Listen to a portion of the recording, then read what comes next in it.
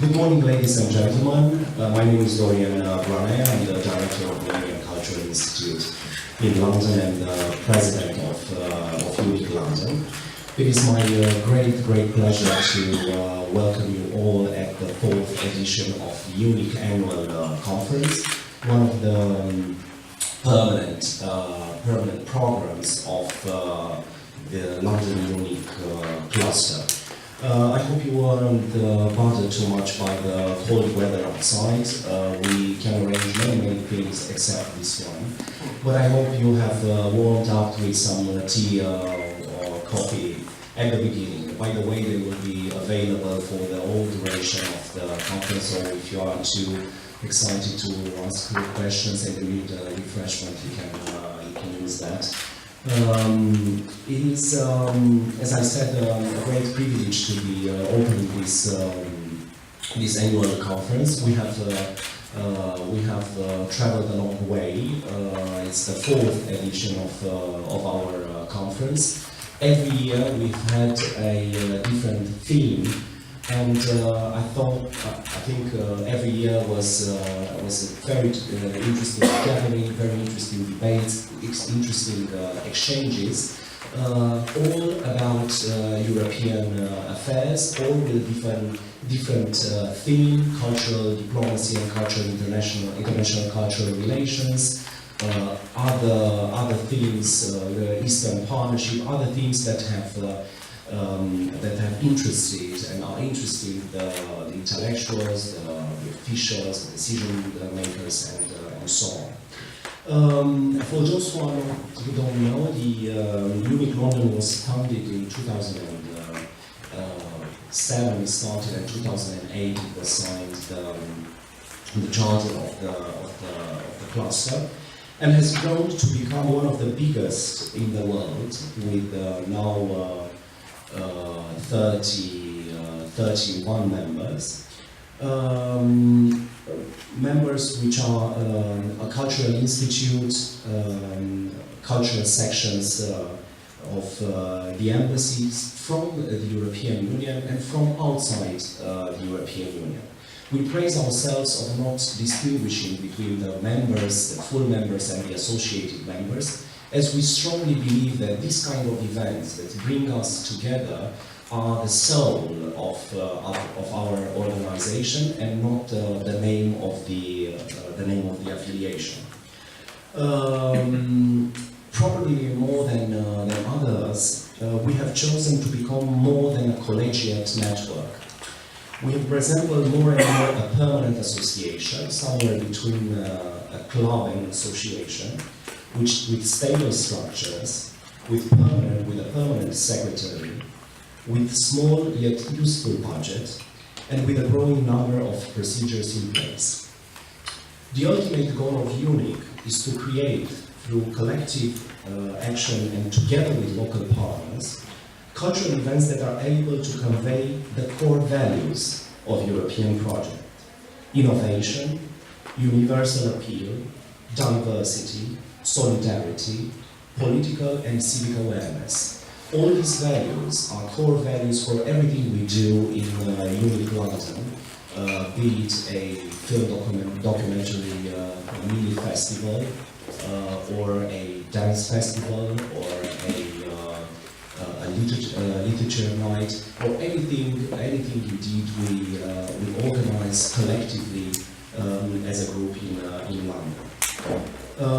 Our annual EUNIC conference is meant to create a forum of debate and discussions about significant subjects related to cultural diplomacy and international cultural relations, or in general European affairs.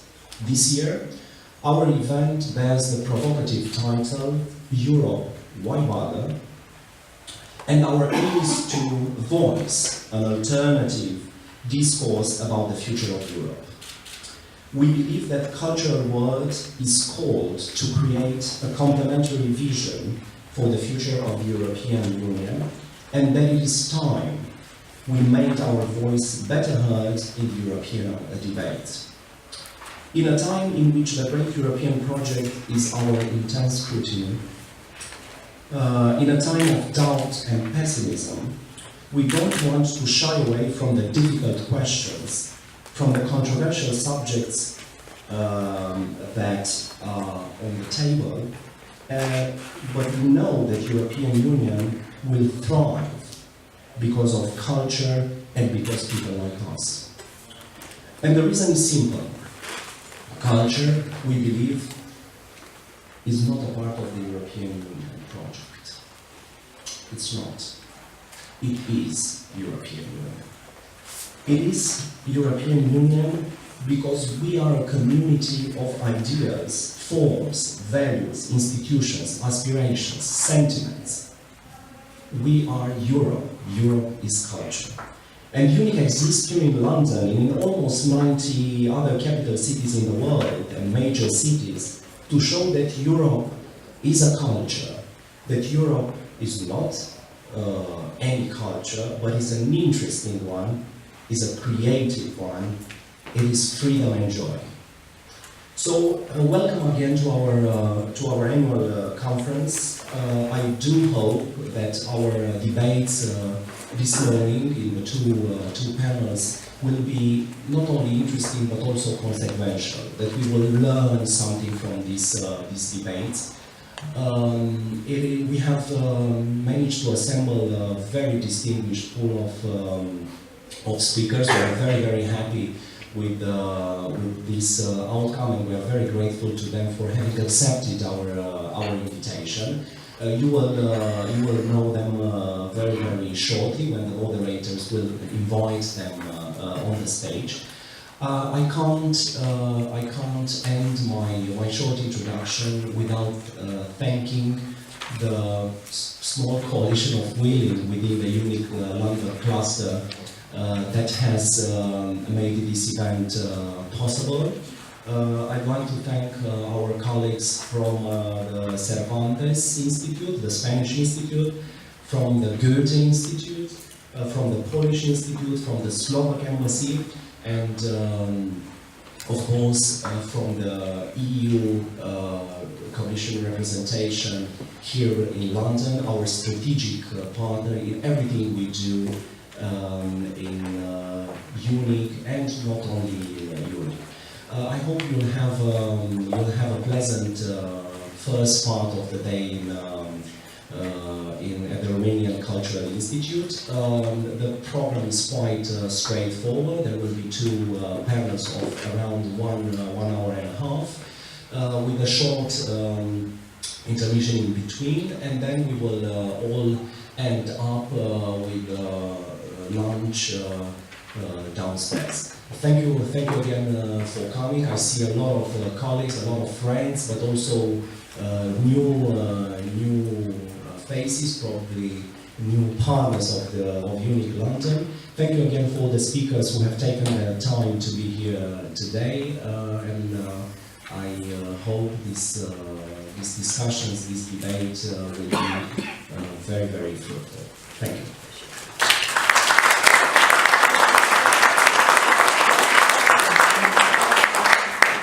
I am your moderator for this first session, and would like to thank our organisers and thank our hosts, the Romanian Cultural Institute, for putting on what we all expect to be a fascinating, enjoyable and interesting morning. So before I introduce the speakers, just a couple of housekeeping points. If you do have a mobile when they do so. But just to say there could be, apart from the Romanian Cultural Institute, no better venue for the question Europe, why bother, because we're in Britain. And it is a question that many Brits, no matter what side of the debate they are on, ask themselves that question, or if they don't ask themselves that question, they should ask themselves that question more frequently than other countries might do. We should separate out, are we talking about Europe, the continent, are we talking about the European Union? Are they now with enlargement, one and the same thing? Are they culturally, spiritually the same thing, as one walks into the other? Or are they entirely separate entities? Is, say from here, from the perspective of your average Brit, is Europe, the European institutions, is it Brussels? Or is it the beaches in Spain, or villas in Tuscany? Is it footballers playing for Chelsea, my favourite team, or any other team? Is it anything else? Is it EasyJet, Ryanair? Is that Europe? Or is Europe a pragmatic, a lifestyle point? Or is it, particularly for the older generation, one about embedding a joint journey, taking us on from war, whether it's the Second World War, or whether it's more recent wars in the Balkans, or whatever else? At what level do we talk about why bother? At what level are we talking about Europe, and what Europe are we talking about? And Europe for who, and about what? So those are my sort of opening questions for our panellists, who will be able to answer those questions and ask and answer many better ones than that. I think we should really start with you, Jacqueline, the head of the European Commission in London, because where else, it is probably one of the most difficult jobs anywhere. So let's hear from you why we should bother. Thank you.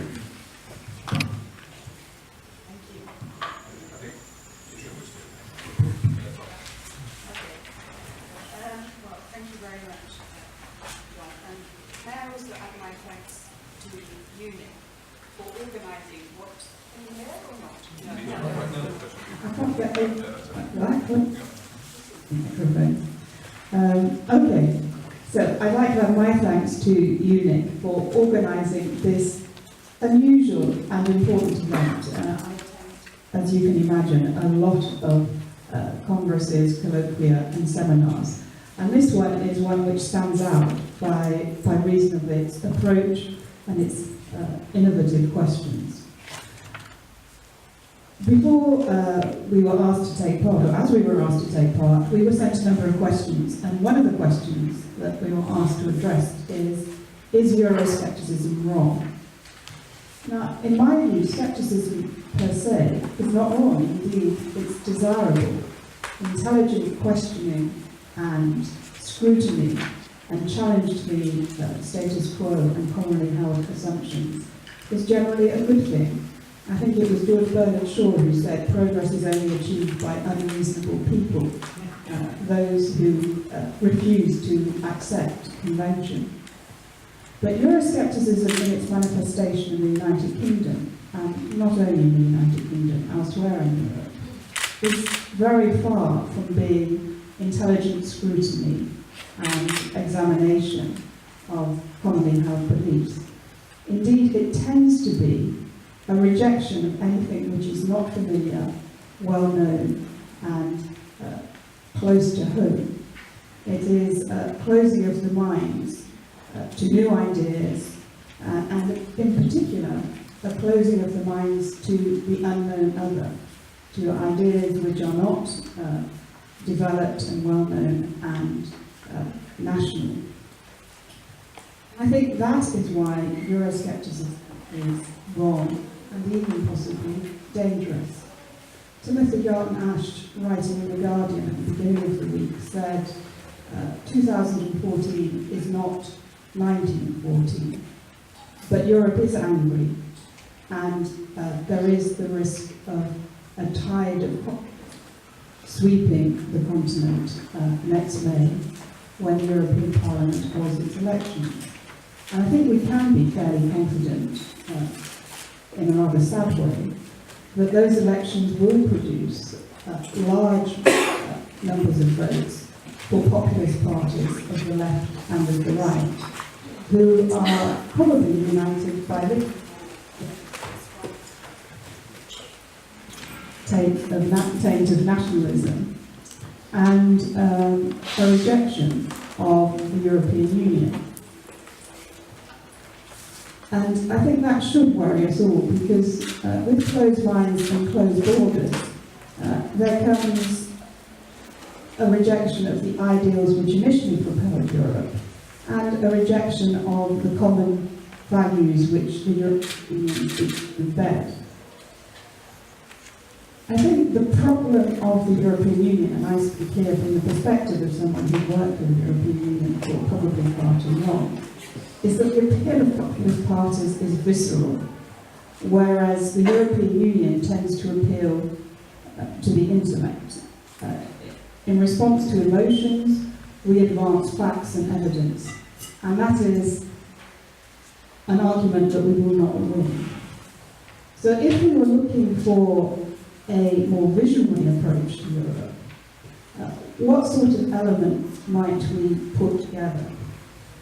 The traditional bedrock of a vision for Europe has been its work for peace, which has already been referred to. The founding fathers of the European Union, Monet and Schuman, had themselves experienced the devastation of their countries by war twice in for more than a quarter of a century. But war now is beyond the experience of most Western Europeans aged under 70 and has less resonance than it once did. The commemoration of the beginning of the First World War, might reassert the theme of peace.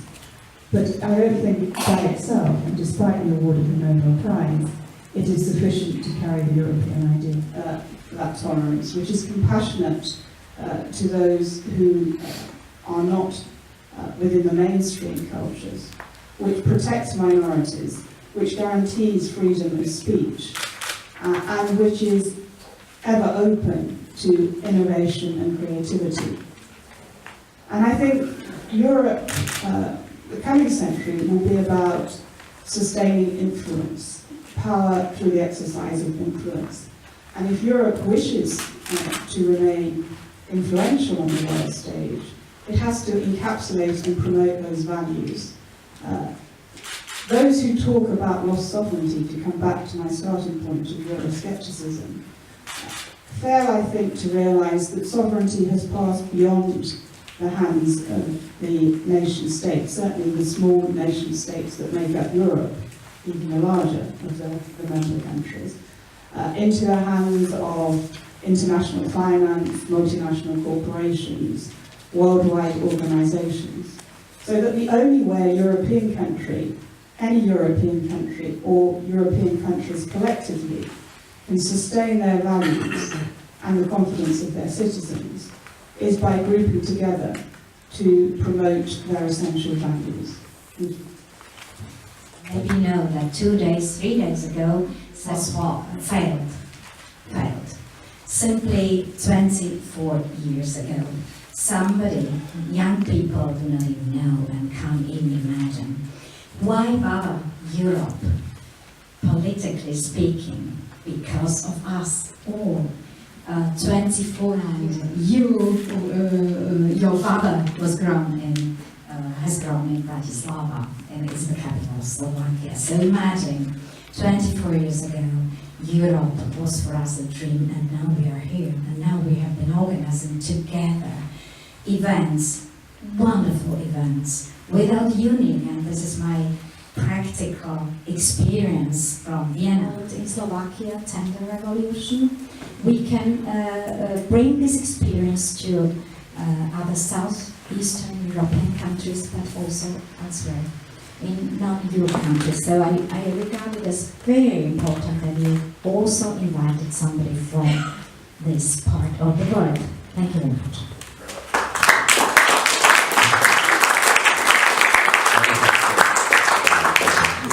Thank you very much indeed, Viera. Donald Reeves was for many years in charge of the most wonderful church, St James's Piccadilly, where I have the privilege of going many times. If any of you have the opportunity, even though he is no longer there, go and see the Messiah at St James's Piccadilly just before Christmas. It was the most extraordinary event you can see. But subsequent to that and during that, he has worked assiduously for peace and reconciliation and for information gathering in the Balkans. So look forward to hearing your perspective.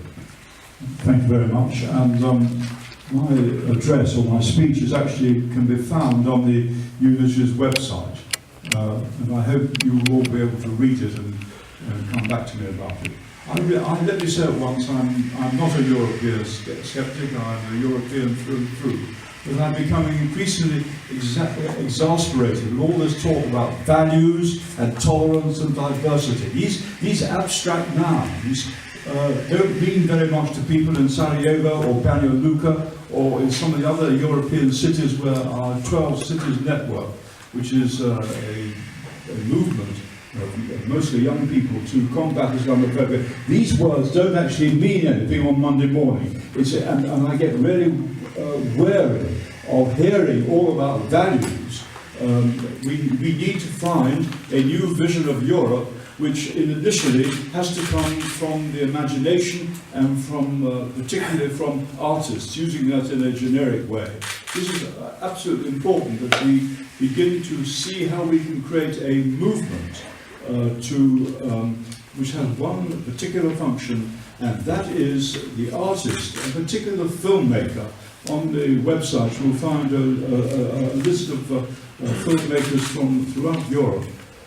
These are the people who bring to public expression the despair, the anger, the hurt of all those Europeans who feel ignored, forgotten, oppressed, and all the rest of it. This is the first task to create a new vision for Europe, is to make that happen, to make this, to become aware of the oppression which exists now in so many European countries. I mean, it is really important to do this. It's not just a matter of sitting around and talking about values or having days of tolerance and diversity. We have to move now beyond to a new dimension, which is this dimension of, as I've just said, bringing to public expression the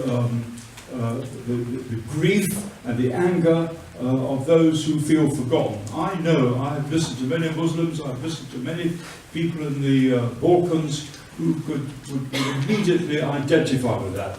And that's a time, not for new projects, and no more new thinking for the time being. I find reading about Europe, and I really am very good at that, I need top marks. I find it so deadening, flat, boring, uninteresting, and it doesn't catch the imagination at all. If it does, find me somebody who can show me where I can find that for the new Europe. The UKIP and these right-wing, far-right organisations, they appeal in a very diseased and perverted way to the imagination and to the emotion of people, playing on people's fear and paranoia and all the rest of it. But those of us who are committed to Europe, all we've got are these big words, I don't mean to be rude, about values, diversity, values, diversity. I mean, come along, you know, do you go to sleep at night thinking, does that touch your heart in practical terms? So this is a really important point I'm trying to make. And while I'm here, we should not forget the role of religion. The sort of marvellous secularisation of religion of Europe, where religion is a sort of a matter of choice. Like on some days I play golf, or on some days I do this. You know, this type of reductionism of religion is really dangerous, because our foundation documents have a lot to say. Adameșteanu, no, it's fine. It's just when you lean down, I think, and it goes. You've literally got to kiss this microphone. Romania is right coming into Europe. It is Romania, Bulgaria are absolutely passionate about into Europe, and new countries beyond that seek to follow as well. I'd be very keen to hear from you, from an award-winning writer, what it is, culturally, psychologically, that is so important about, again, let's choose our terms, is it Europe? Romania's always been in Europe. Or is it the European Union? What is it that is so attractive, or what was so attractive that now appears to be less attractive?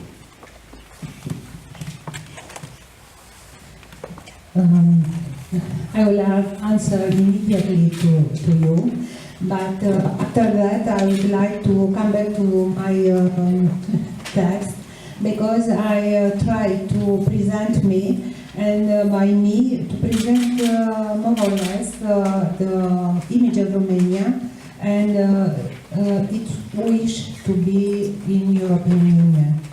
But for the in this moment it is apathy, if I can say, a small apathy or even some sceptic voices about what means to be in Europe, to be in European Union. But compared to other countries, I can say that it is a minority. And coming to the next European Parliament, I'm sure that we want to have there a big populist party. Perhaps no one. In this field we don't have danger.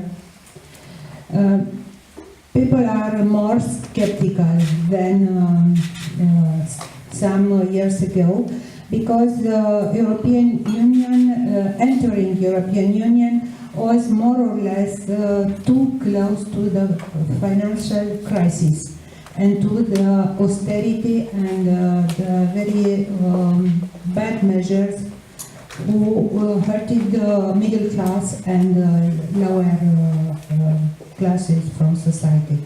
It is also disappointing because in Ceausescu's time, Romania has a big industry, of course not profitable, part of them. But now this industry is pretty destroyed. And there are some voices saying that it was a project to destroy Romanian industry and to make only a market, to make Romania only a market for foreign companies. And these are the voices who are more skeptical about European Union. I will tell something about myself and our way to European Union. I'm a writer, but for 13 years I ran a weekly dealing with political, social and cultural issues. The magazine was set up immediately after Ceausescu's fall. At that point, neither the Romanian nor I think most of Europeans could have said what way Romania would choose. As a state, Romania was founded about 160 years ago based on a Western European model, especially French. In spite of some Oriental influences, Romanians always considered themselves Middle European citizens, even West European citizens. This belief was present even during the most difficult years in the communist regime, when Romania was part of Soviet influence zone. In the 90s, Romanians knew pretty nothing about the institution of the European Union, about how it began and how it developed. Is there a video? If you'll indulge me with a minute of a clip about a sentence or two. And then just give us a couple of minutes, and then you can start that. Well, yeah, I'll just, thanks to John Kampfner. Yes, fantastic, thank you. I particularly enjoyed hearing our last speaker. I just had the pleasure of visiting Romania for the first time, actually, and those points you made about stereotypes and the prejudices that come from those, I think, are very real, and I'm quite ashamed of some of the stuff you see in the UK about your country. The warmth of the welcome in Romania was amazing, and I look forward to my next visit. Anyway, ever since Edward Heath took the UK into the European Economic Community in the Common Market in 1973, Europe as a concept has been the butt of continuous jokes at the expense of its bureaucrats and bureaucracy, even though, as we know, most of us just love the food, love the country, love the culture, love the people, and love our holidays there. But, dear Brussels, Brussels is almost a pejorative term in itself these days, tamper with our unique Britishness in any form at your peril. And here's a brief reminder to those of you who will recognise it already of one of the best examples of Eurobashing. For those of you too young to recall it, it's from an early episode of that unsurpassed political satire, Yes Minister. If it works. We've got no sound.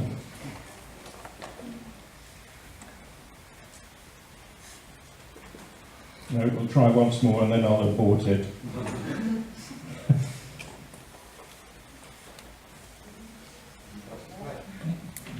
Press the play. Press the speaker. That's it. The European ideal. Never again shall we repeat the bloodshed of the 2 world wars. Europe is here to stay. But this does not mean that we have to bow the knee to every directive from every little bureaucratic Bonaparte in Brussels. We are a sovereign nation still. We are British and proud of it. We have made enough concessions to the European Commissar for Agriculture, and when I say Commissar, I use the word advisedly. We've swallowed the wine rate, we've swallowed the buttermilk, friends, beating up British lorry drivers carrying good British land to the French public. We have bowed, scraped, doffed our caps, tugged our forelocks, and turned the other cheek, but I say enough is enough. The Europeans have gone too far. They are now threatening the British sausage.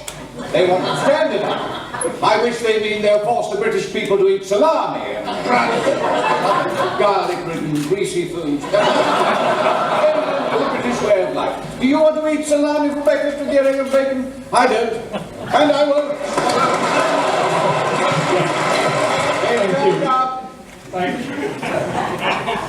That was, of course, written in the early 1980s when Britain had a fervently anti-European Prime Minister, Mrs. Thatcher, as you know, whose virulent anti-Europeanism still lives on in some of the wackier areas of our own political establishment.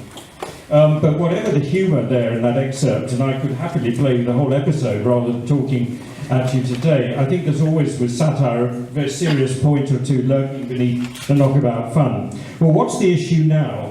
Well, in my view, and I sort of echo a little bit of what some of the others have said, I think we've all allowed our Europe as a concept and in its realisation to become synonymous with everything we ought not to want it to be: standardisation, regulation, layers of management, justifying its own existence with often stupefying levels of complexity and process. To return to the 1990s this time for another memorable, if not infamous, phrase, the then Director of Operations of British Rail, and how nostalgic that phrase now sounds to those of us in the UK, who was Terry Worrell, said, "Continuous delays to travel in the winter of 1991 were caused by," I quote, "the wrong kind of snow." Now, I would strongly argue, as a committed European who would rather sell my mother than vote to leave Europe, that we have now lumbered ourselves with the wrong kind of Europe. So what's the right kind of Europe? Well, I think it's staring at us in the face. And to pay genuine tribute to one of our commissioners, I think the excellent Mrs. Vasiliou, the current Cultural Commissioner, who through the new European Culture Programme is doing an excellent job in promoting the kind of community in which I should be delighted for the UK to play a much stronger and championing role.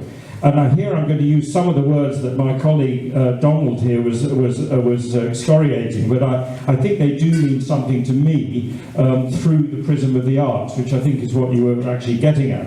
A European community of ideas, of imagination, of cultural maturity and generosity. A community that's committed to leadership through the ideals and values and a liberal vision, not narrow uniformity and nationalism. A community which uses its shared but diverse and largely tolerant cultures not only to promote prosperity, employment, skills and peace and quality of life, but also seeks to deploy those ideals with sensitivity and flexibility in other parts of the world through, again, the prism of the arts, and not just events, but things that really have value and impact.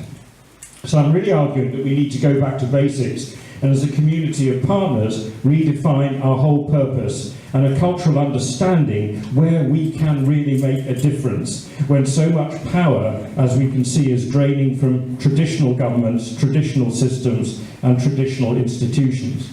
I read with interest, and it's not often I read a European paper, as some of our others have said, with interest, on cultural external relations. Philip Kerr of KEA European Affairs makes a persuasive case for what this new Europe should look like.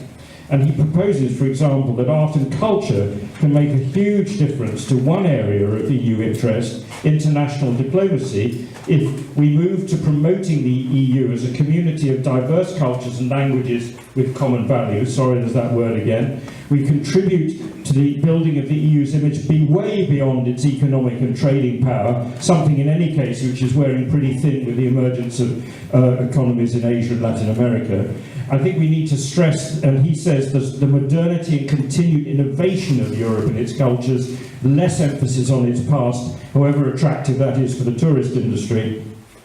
We continue to attract students and foreign talent to Europe to build relationships with tomorrow's leaders. We foster artistic and creative collaborations to help the development of strong international links, challenging those national stereotypes and prejudices which my colleague here brought to life so only too vividly.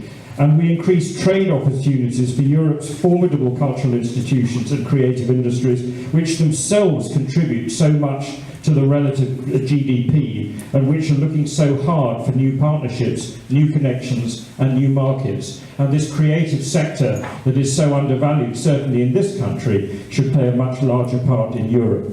So this is the kind of European rhetoric that for once I warm to, which to a large extent I think has become submerged in the peripheral technocratic language which characterises so much of dialogue. So I believe that culture must be repositioned absolutely at the heart of European affairs, rather as my friend Dorian was saying, the EU is culture. We need shared ideals, not shared bureaucracy, shared ideas, not shared currency, and the liberation of shared ideas and not a straitjacket of political orthodoxy. And I do hope, and I think I'm strongly committed at the British Council to playing a much larger and collaborative role with our European partners in trying to deliver that. There you go.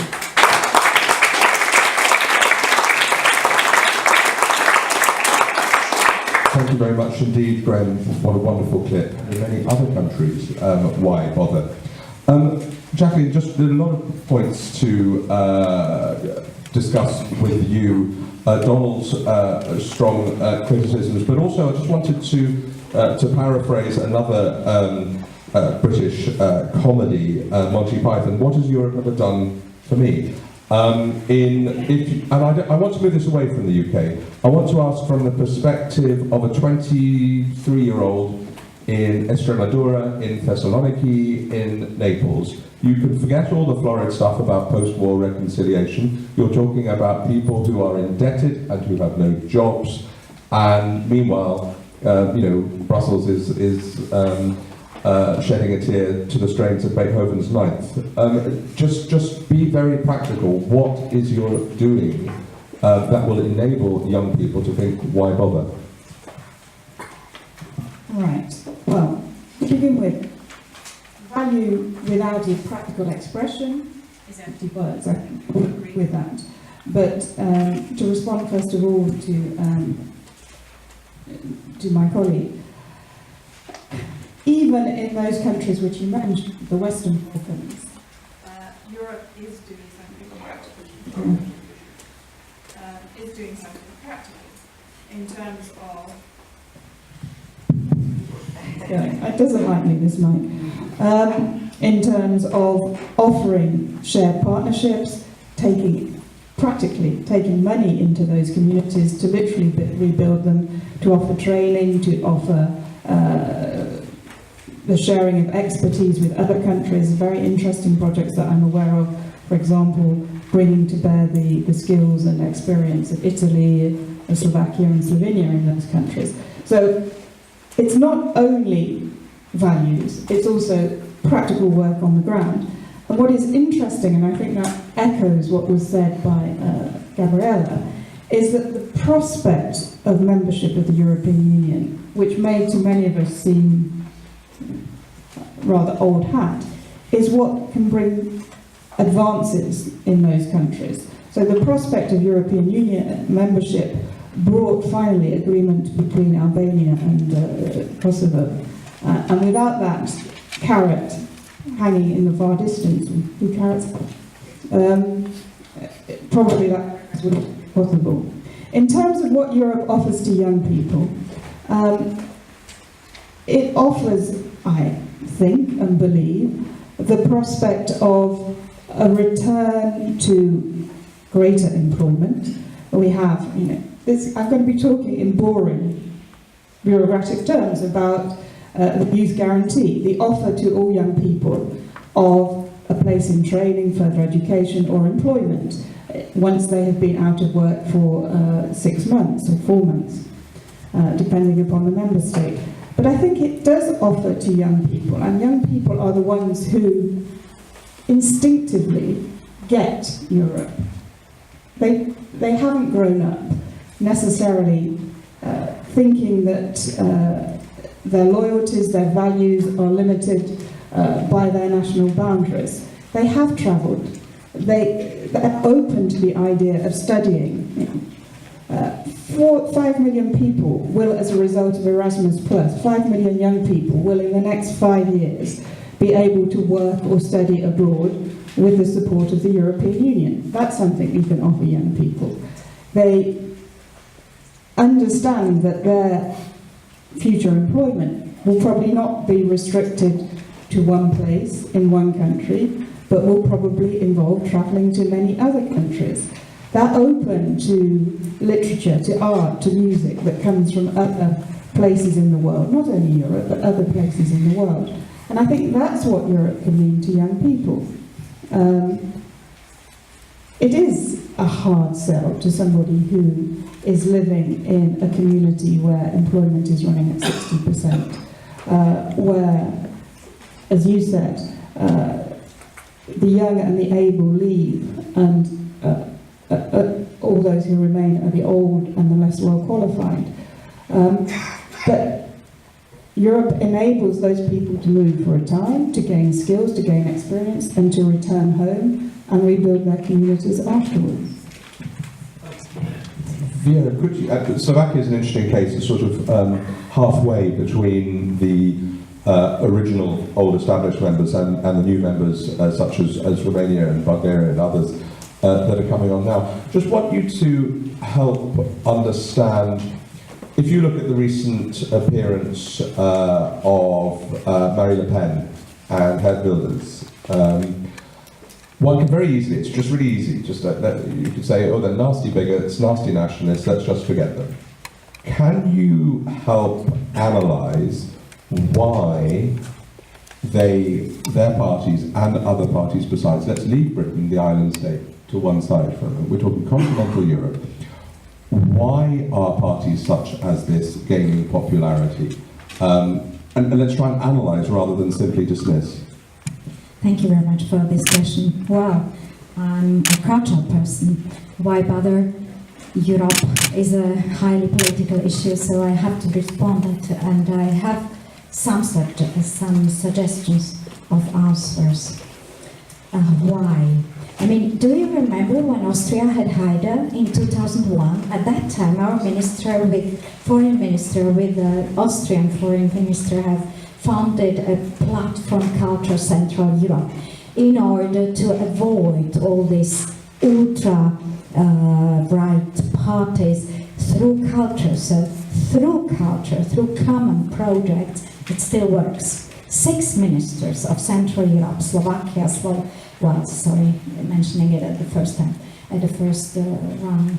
Hungary, Czech Republic, Slovakia, Slovenia, Austria and Poland have founded a network, and with culture they tried to fight against it. I mean, listening to you all, I realized that, Reverend, Excellency, distinguished colleagues, that only my friend from Romania and me are coming from countries where we lived these totalitarian regimes. I was really close, and I had been organizing festivals in Australia from my table with Slovak music and with Slovak culture, and now I can continue openly, I can speak to you, etc.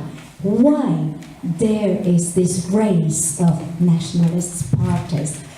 Of course, it was quite became, comfortable for Europe, even for Austria, our neighbor. I mean, it was comfortable with the opening of the frontiers, border. You have these elements. Our young people want to have an experience, they want to come back, but certain do not want. They are Europeans.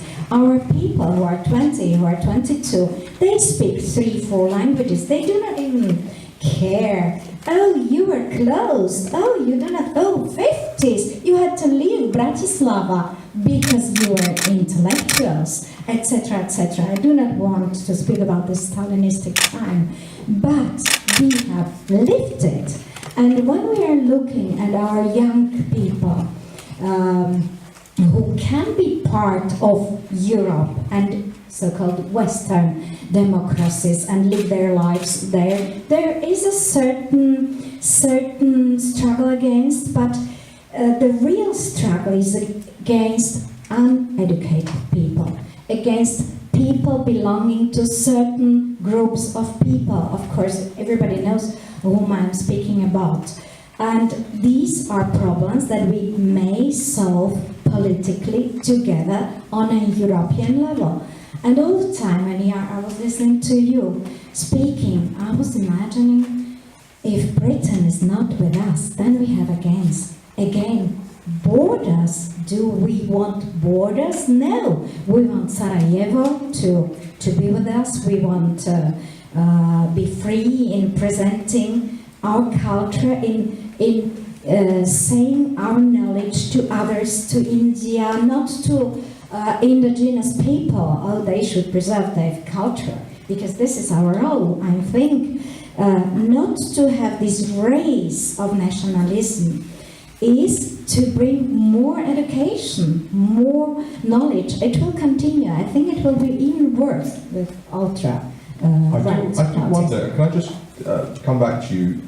Are you saying, when you talked about uneducated people, is that not a problem when people categorize those who take a fundamentally different view about the nation state or Europe, that they are less educated?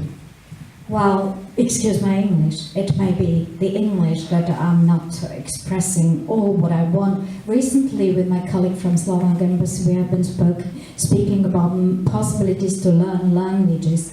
And when I'm talking about my time in Vienna, because I just came from Vienna after 4 years, and my husband wanted to learn German better. He has been perfectly speaking German, but he wanted to be better. And he was told it is not possible, almost impossible, because the main problem in Austria, to have children who can write and read until the age of 13 years. And I'm quoting a very high representative of the Austrian government. So uneducated was a not very good word, sorry for that. But the sense behind is that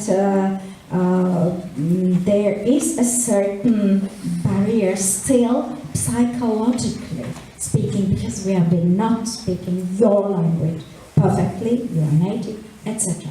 Just one question to Graham, and then I'd like to throw it over to questions. So, and you want to come in, if you both want to come in for some brief remarks, but if you can get the organisers with microphones for the audience, if they could be prepared, that would be great. Graham, just briefly, and don't want to dwell on Britain as more than any other country, could you please analyse for me this mismatch? Now, when we saw that video, and talking about, so we don't want to eat salami and stuff, that was a time which I remember when it was well nigh impossible to get a decent coffee in this city, when a croissant you could probably buy in Portland and Mason, but nowhere else. And just culturally, in terms of food, in terms of cultural norms, it was a very, very different country in the 70s and 80s. Now, particularly if you look at London and our big conurbations, it is we have very global cities, we have very Europeanized cities on one level. Our football teams are full of European players and players from elsewhere. And yet, according to the opinion polls, almost none of that has permeated into people's views about the European Union. In other words, hence we're having potentially a referendum on quitting the European Union, and the polls are as bad, if not worse, than they have ever been. So what has happened that has separated off British people's mindsets from the lived Europe to the political Europe? I mean, if I could answer that question, I'd probably be Prime Minister. No, you're absolutely right, and I don't know. I mean, I was alive and pro-European in those days, and I went to the first concert at Covent Garden when they announced the joining of it, and it was a very optimistic time. It is a different world. We have so much more international culture, not just from the EU, but from all over the world. So in many ways, this is the epitome as a society of. I know that multicultural is another of those pejorative terms now, but I strongly support it, and we are. And yet we don't. That's why I was trying to categorise it as we've allowed ourselves collectively, and we must take some blame for this, to slip into a kind of prism of, well, Europe's got to be this, and we're not actually selling the strength of what has actually been achieved. It may be something to do with that. But I do think, maybe also in answer to your earlier question, that we have to re-stress I think it's all down personally to education, skills and imagination linked to those, and the arts can and should play a much larger role. And I think if we play that card, it's a risky card. It's a risky card because it's not orthodox. But I think we've had enough orthodoxy, and that goes not just for Europe, but for other governments as well. And I think we've got to be much bolder in our deployment of the culture in which we work, because I'm convinced of the underlying strength and the ability to reach young people through an online offer, through digital means, through education and language learning. We've got to push harder. I think it's not... I don't know whether that's an answer to your question, but I'm as perplexed as you are, actually, underneath all that. Just to respond quickly about the question about values, we have a lot of talk on the one hand about diversity, tolerance, innovation, education, that goes on. The actual reality is that it is the values of the market which inform a lot of the work of the EU, and particularly the European Commission. I have a lot of experience of applying for funds for our work in the Balkans over the last 30 years, and most of it's been pretty miserable. And it's miserable because the European Commission, in Brussels, and I know the people there, do not really understand the type of work that I do, which is mediation and bringing forward enemies around the table. In other words, the whole of the European setup is governed by these unexamined assumptions that are felt as facts, which is those of the market. So you're rapidly into language about input, output, God knows what they sound like in Dutch or something, I don't know. Input, output, targets, impact's a very favourite word among these guys. I mean, and actually people are getting fed up with that. And they're fed up with that whole thing, because you can't measure some of the important things, particularly when I talked about the arts and the artists as bringing to expression like filmmakers do, the fears, the cries and all the rest of it, you see. And that we need to face that. And we need to find ways in which public money can be used in an imaginative and creative and accountable way. Not this ridiculous business. Just one story. My first memory of going to Banja Luka, which is the administrative centre of the Republic of Srpska in Bosnia, was going to a meeting of the Helsinki Women's Committee. And there we were sitting there. I went in, they were all smoking like chimneys. They all smoke in Bosnia.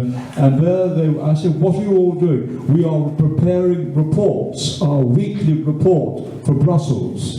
I said, oh yes. And are you learning to be good liars? I said. Yes, we are. And I think many NGOs lie as much as they can in order to fit the sorts of work that they do into the straitjacket of the market. Right, I'm a good liar, I have to tell you. Right, thank you.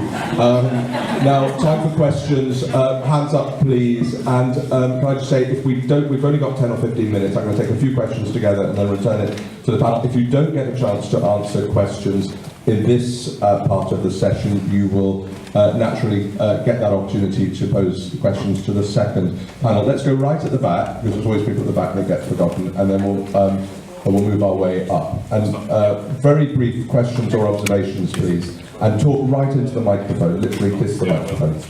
Is it working? Yeah, okay, right close to you. I couldn't get much closer, I'm swallowing it. I think I'll try projection, it works much better. My name's Simon Mundy, I'm a poet, but I also helped start Culture Action Europe 20 odd years ago, and I now run something called the Creative Guild.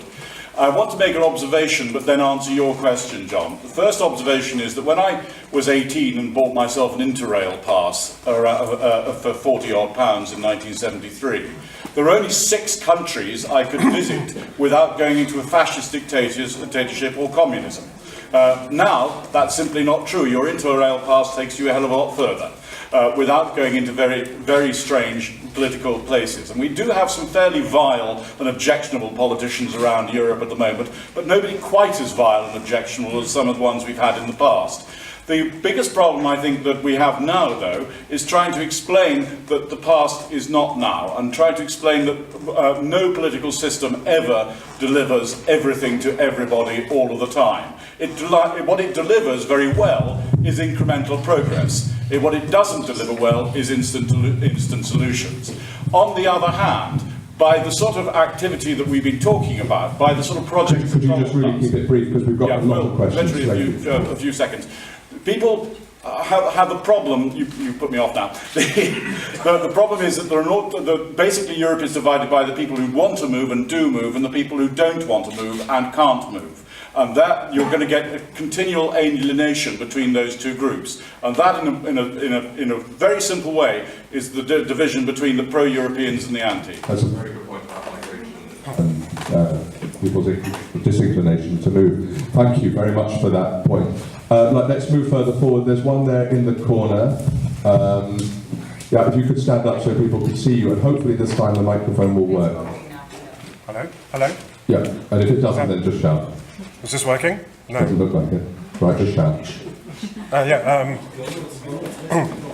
What's that? You turn it on. Okay.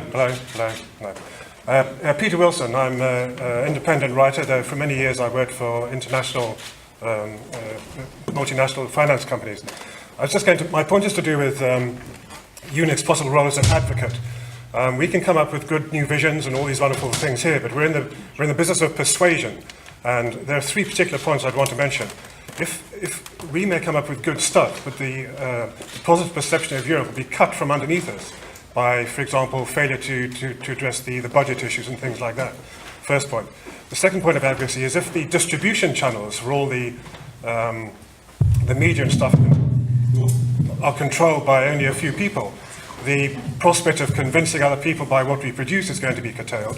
So I suggest that EUNIC as an organisation could be a pressure group to the European Commission and other bodies to address those political issues which could cut the ground from underneath us if he produces good stuff. And the third point is, going back to the penultimate speaker on the thing, I think a lot of pro-Europeans are too timid.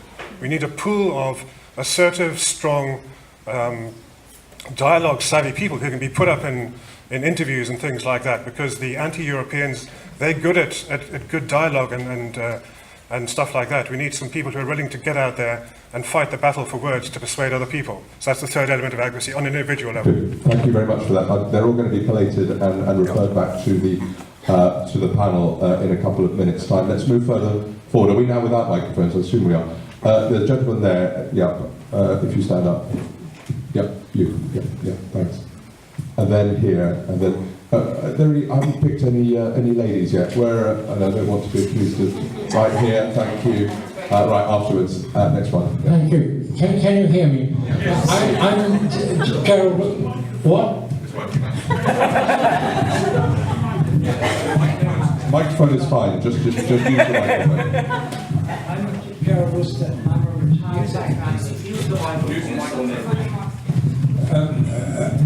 just past 80. But I just want to bring not something from my own field, except perhaps to say that the unconscious rather than just the conscious is often left out of many things. But what is particularly important in the last conference I've been to is that there is some new knowledge which is just not being read about, or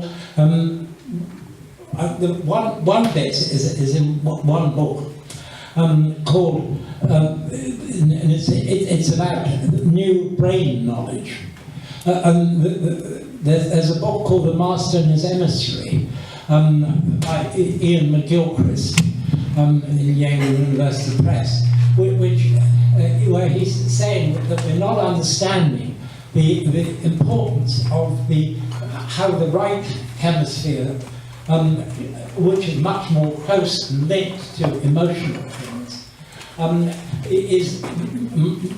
has a much sort of softer voice than the very hard voice of the left hemisphere, which is very much what happens when you're just looking for rational expectation. God, it's not much Europe here, is there? Not that Britain isn't in Europe yet.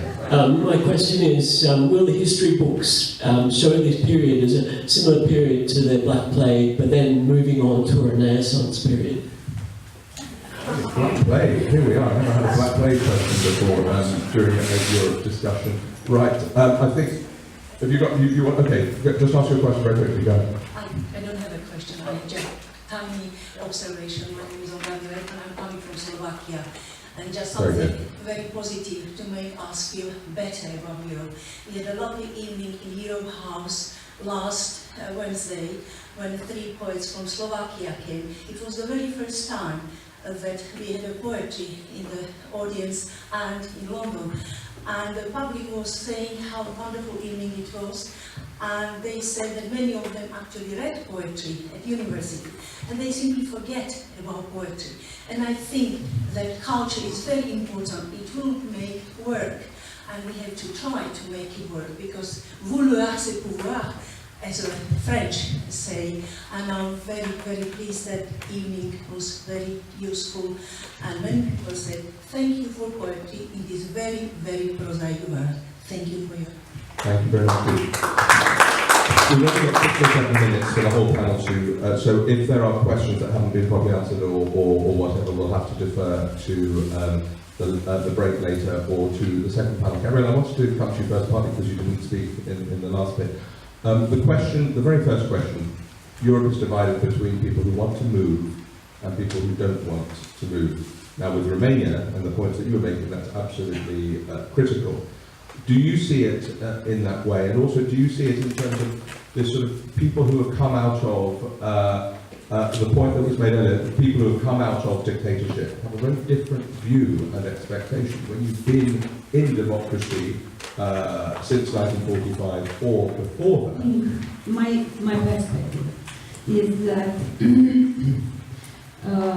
Western citizens are a little too much afraid by Eastern European citizens.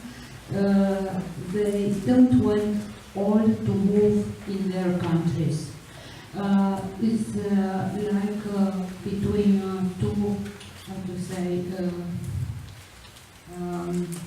the water between, we have to make in both of these recipients more or less the same result of economy, if it is possible, because people want to circulate because there are such different levels of way of life, condition of life.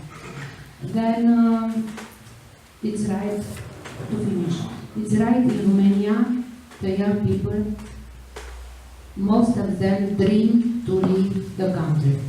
Most of them want to learn abroad. Some of them learn, and when they are very good, they stay in the new countries. And some of them don't have a good results. And it's right, not the majority wants for the moment stay in the new countries. This is the reality with the young people. But for the old people, it is no chance. Then they are staying in the country. After 40, they are resigned to stay in the country. And I agree that it can be bureaucratic and it can be burdensome and its insistence on outcomes is horrible. Then you have to convince the governments of the member states who determine the European budget that funding of the arts at European level is a worthwhile thing to do. And that's something which hard-earned tax euros and tax pounds should be spent on.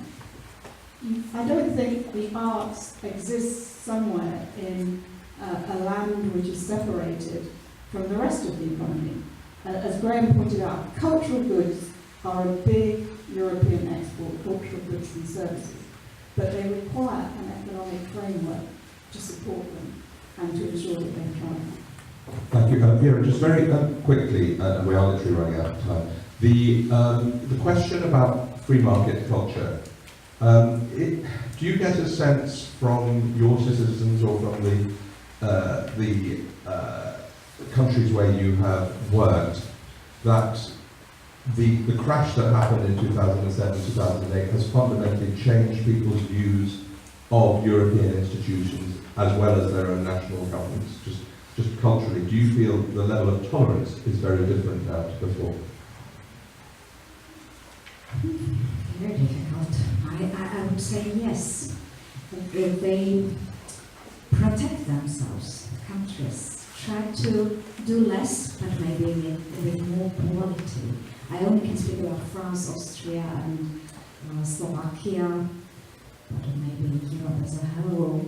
I would say that the wish to know others has stayed. It is still present. But we are more careful in selecting instruments because it's a question of money. But free market and culture industries, so taking probably commercial culture and art, because that's really cultural exchange needs Brussels. Why? Because of money. If, as you said, Jacqueline, if the national governments are so clever that they identify culture and arts, or in a broad sense, as the most important instrument of handling of their own government, then we are saved. I mean, nobody does. I was a member of endless, never-ending discussions saying how important it is for governments to put 1% of the whole budget to the culture, and we are all trying to do it. Nobody does. Nobody in reality does it, probably. So I think after 2007-8, especially 8, something has changed, but not dealing with others. I mean, there is a strong wish of this part of the world, of Western countries, France, Belgium, Holland, Spain especially, and Nordic countries, to get known. Russia is a big country and a powerful country, but Central Europe, as we used to talk about, not Eastern, but Central Europe. I mean, Central, and especially Slovakia, is very much in because nobody knows us. We try to speak about Slovakia is the eastern part. In Bratislava is 60 kilometers from me, etc. But it's not so dramatic, as I said. So there is a change, but not intellectual one.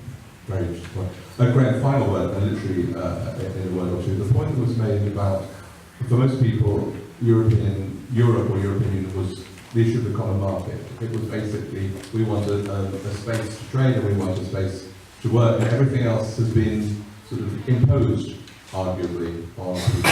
And they never that's not what they originally came into Europe for. Is that what you see? I'm not sure I see that. I mean, you're factually absolutely correct. But I think the whole game has changed so much externally that it must mean a rethink in what the European community is. I don't necessarily, I mean, with the emergence of the Asian markets and the Latin American markets and the South Asian markets and so on, it's a very different trading world anyway from 1973. So the relevance of strictly a market seems to me somewhat limited, which is why I think that and I don't necessarily think that would therefore mean we have to have a referendum. I personally loathe the thought of a referendum simply because I think the poverty of the arguments we're going to witness are going to be all too manifest. And I think a gentleman at the back, I think, made an interesting point, is that I think the European Union could probably do with a much better communications policy. I mean, I don't think that's down to everything, because I think it does do a lot of good, but it's simply not getting the message across in many ways. So I think there is a strong communications aspect to it, which is not a facile point, because I think the anti-Europeans have a very good communications policy, and some of the arguments that are made in terms of what good we bring, the fact that we're teaching in partnership with the Goethe Friends and the Cervantino and so on, we're teaching skills and creativity in a lot of parts of the former Eastern Bloc and in parts of Central Asia. This is a benefit back to the UK, because the more skills we can build up in those countries and the creative sectors that we can build means that fewer people in those countries will want to move, because there will be job opportunities in those countries. So I think it's a very complex piece of work, but that's why I think we've got to sell what we are actually doing much better, and then it will reduce the effect of some of that rather nationalistic rhetoric that we're hearing. Thank you very much indeed. Before thanking the panel, just to say, obviously we teased out some arguments, a lot of them need to be developed further and new ones to be introduced, so we will effortlessly morph into the second panel, excellently led by Cassia. I have to disappear, but before I do so, please could you thank Gabriela, Jacqueline, Viera, Donald and Graham for this very good presentation.